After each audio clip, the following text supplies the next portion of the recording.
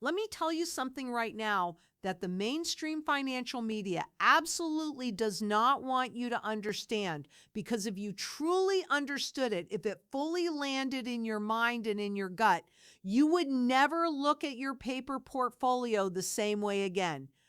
The gold to silver ratio is collapsing, and I mean collapsing fast. And what is happening right now in the precious metals market is not a trend. It is not a blip. It is not some speculative moment driven by Reddit traders or social media hype. What is happening right now is the unwinding of one of the greatest monetary distortions in modern financial history. And the people who see it clearly, the people who act, are going to be on the right side of a generational wealth transfer. So stay with me, because I am going to walk you through the data. I am going to walk you through history. And by the end of this, you are going to see exactly what is unfolding. Let's start with where we are right now, because the numbers are extraordinary. In April of 2025, the gold to silver ratio hit over 107 to 1. Let me say that again. It took more than 107 ounces of silver to buy a single ounce of gold.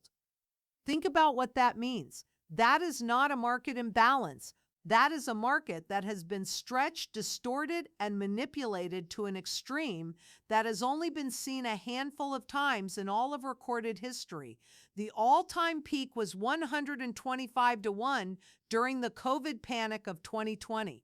Before that, you have to go back decades to find levels anywhere near 100 to 1. Every single time that ratio has reached those extreme levels, it has violently snapped back, and it has done exactly that. Since that April 2025 peak above 107, the ratio compressed to roughly 57 to 1 by the time we entered 2026. That is a compression of 50 full points in less than 9 months. And here is what that compression meant in real money terms. Gold surged an incredible 67% in 2025, one of its strongest years in decades, but silver surged 147%. Silver literally more than doubled. Silver went from $28.92 an ounce at the start of 2025 to over $70 by year end. By January 2026, silver was trading above $80 an ounce. That is not speculation. That is the data.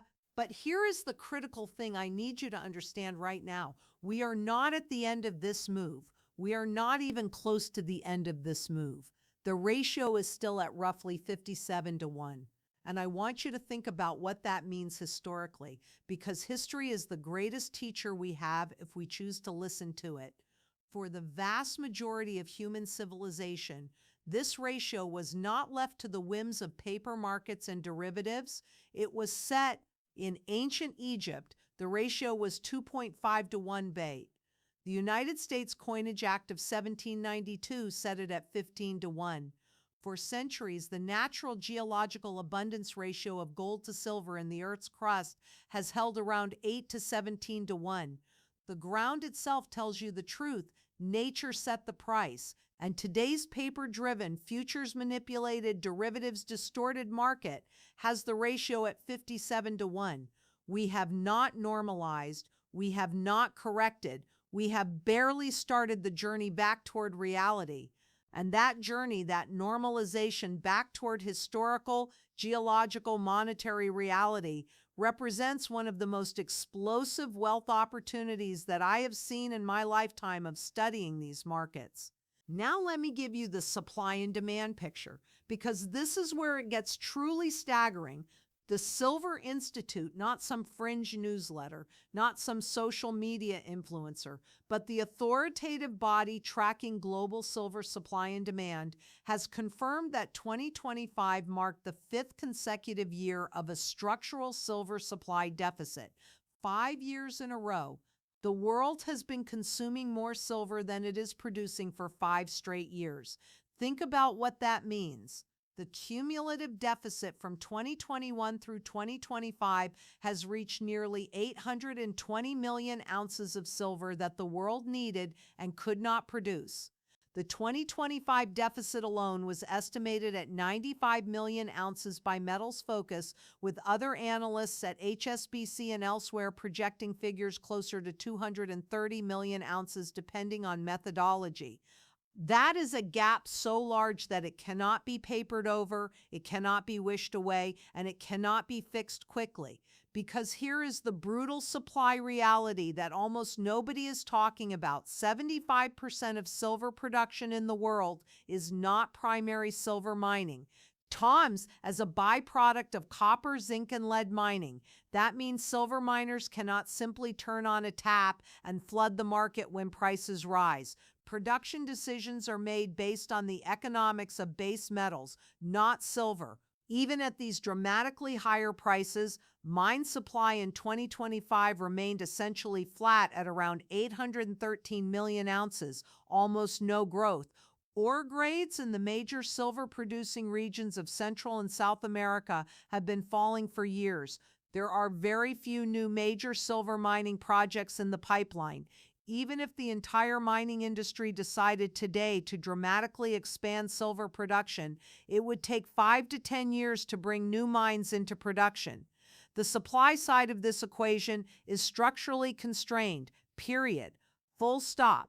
Now let's look at what is happening to demand, because this is where the story of silver in the 21st century becomes genuinely unlike anything the silver market has ever seen before.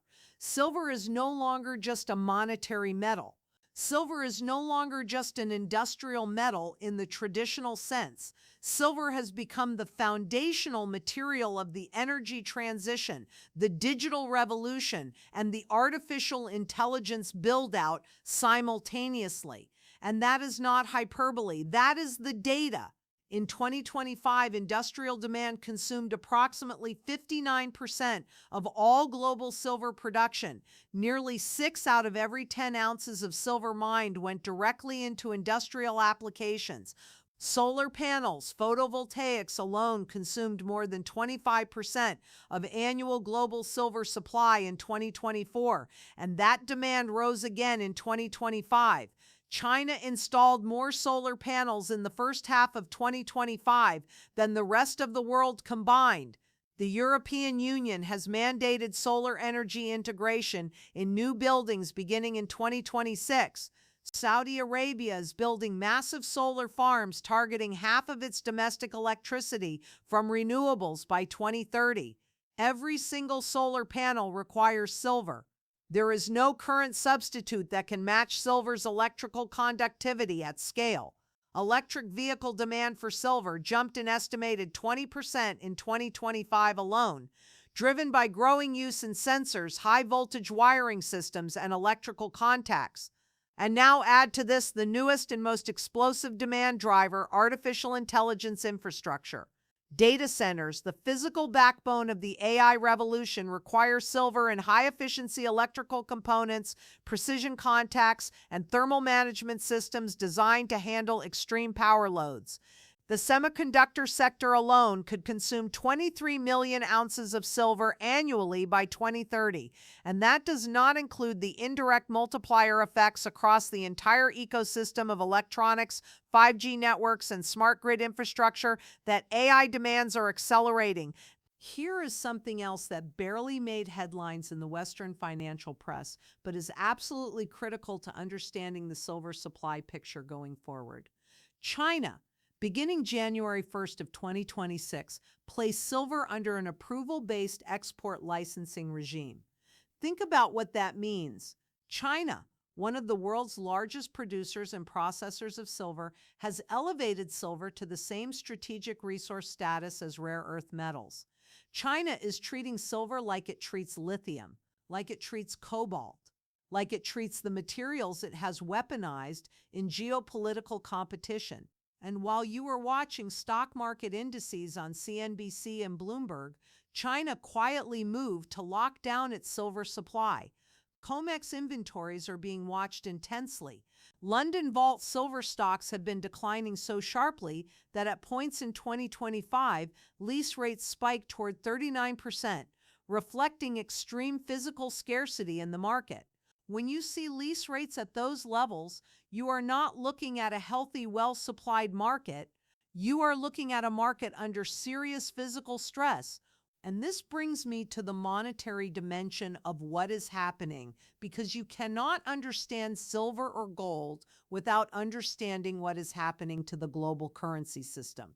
Central banks around the world added 220 tons of gold in the third quarter of 2025 alone, not for the year, for 1 quarter. Central banks are buying gold at a pace that reflects a profound and accelerating loss of confidence in dollar-denominated assets. National debt in the United States has reached levels that would have been considered catastrophically impossible just a generation ago. Every major economy is running fiscal deficits that are structurally baked into their political systems. There is no realistic path to balancing these books through tax revenue and spending cuts. The only historical exit from debts at these levels has been inflation, the quiet, slow, devastating theft of purchasing power from ordinary savers and workers. Gold and silver have served as the preservation mechanism against exactly this kind of monetary debasement for 5,000 years of human civilization. They are not going away. They are not going to be replaced by Bitcoin, which has its own role to play, and they are not going to be replaced by government-issued digital currencies. The physical reality of gold and silver, their immutable, unhackable, unprintable, undebasable nature, is precisely what makes them irreplaceable stores of value when confidence in paper systems begins to crack. And confidence is cracking. JP Morgan has raised its gold price target to $6,300 per ounce by end of 2026, with an $8,000 upside scenario openly discussed. BNP Paribas has suggested silver could climb to $100 per ounce by the end of 2026. Bank of America raised its 12-month silver target to $65 an ounce, and that was before silver was already trading above $80. These are not fringe forecasts from anonymous internet channels. These are the largest financial institutions on earth, the very institutions that for years told you silver was not worth your attention, that gold was a barbarous relic, that paper assets and digital instruments were the future. Even they cannot ignore what the data is showing. 57% of retail precious metals investors surveyed by Kitco expect silver to trade above $100 per ounce in 2026. And if silver reaches $100 with gold somewhere near $5,500 to $6,000, what does that do to the gold to silver ratio? It pushes it down toward 55 to 60 to 1, still historically extreme, still nowhere near the geological reality of 15 to 1. Still nowhere near the monetary historical norm of 15 to 1 that human civilization maintained for centuries. The journey is far from over. Now I want to talk to you about the 7 to 1 ratio, because I know that is the number that is sitting in your mind right now. And I want to be completely honest with you about what that means and why it matters as a framework. The 7 to 1 ratio reflects the approximate geological abundance of silver relative to gold in the Earth's crust. For every ounce of gold in the ground, there are roughly 8 to 15 ounces of silver, and across ancient monetary systems, ratios as low as 2.5 to 1 to 15 to 1 were the norm. The idea that we could revert towards single-digit or very low double-digit ratios is not fantasy. It is historical precedent. It happened in ancient civilization. It happened repeatedly. And every time the ratio has been stretched to extremes in modern markets, it has snapped back with extraordinary velocity. The question is not whether the ratio will compress further from here. The question is how far and how fast. And the answer to that question depends on whether you believe the structural supply deficit is real. It is. Whether you believe industrial demand from solar, EVs, and AI is structural and not temporary, it is. Whether you believe monetary debasement by central banks is going to continue, it will. And whether you believe the physical silver market is tighter than at any point in modern history, because it is. Here is something else the data shows clearly. India, The world's largest emerging consumer market became the world's largest importer of refined silver in 2025. India's silver imports surged approximately 44% over 2024 despite dramatically higher prices. Silver prices in India nearly tripled in rupee terms over 2025 from around 80,000 rupees per kilogram early in the year to above 2.43 lakh rupees per kilogram by January 2026. And Indian consumers kept buying.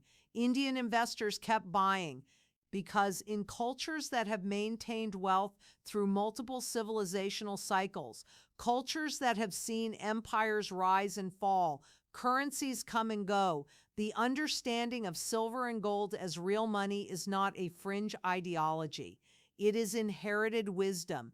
It is the knowledge passed from grandparent to parent to child. And that wisdom is now converging with the most powerful technological demand story silver has ever experienced. Let me put this in the simplest possible terms for you. The global financial system is built on a foundation of debt that cannot be repaid in real terms. Central banks are printing, buying, and manipulating. The currency system is under stress that it has not experienced since the post-Bretton Woods era. At the same time, you have a physical commodity, silver, that is simultaneously in its fifth consecutive year of supply deficit, experiencing the greatest technological demand surge in its history, being treated as a strategic resource by the world's second largest economy, with above-ground available stocks declining, with vault inventories tightening so severely that lease rates have spiked to crisis levels. And yet the gold to silver ratio is still sitting at 57-1. The price of silver is still dramatically undervalued relative to what the supply-demand fundamentals, the monetary reality, and the geological record of human civilization say it should be. Every single force, monetary, industrial, geopolitical, geological, is pointing in the same direction. More demand, less supply, a tighter market, a higher price, and a ratio that has so much further to fall. The window to act on this information is always shorter than people think. The people who were watching in April of 2025 when the ratio hit 107 and loaded up on silver when it was trading near 26-28, those people watched their positions double in less than a year. The people who wait for confirmation, who wait for the headlines, who wait for their financial advisor to give them permission, those people will one day be telling their friends about the silver move they saw coming and didn't act on. History is not kind to hesitation when the data is this clear. The ratio is collapsing, the supply deficit is structural, the demand is accelerating, the monetary system is under siege. Silver is the most undervalued monetary and industrial asset on the planet right now. And the journey from 57-1 back toward geological and monetary reality is going to be one of the greatest wealth creation events of this generation. The only question is whether you are positioned to benefit from it or whether you watch it happen from the sidelines. Own the physical, understand the ratio, trust the data, and do not let the noise of the paper market drown out the signal that 5,000 years of monetary history is sending you loud and clear right now.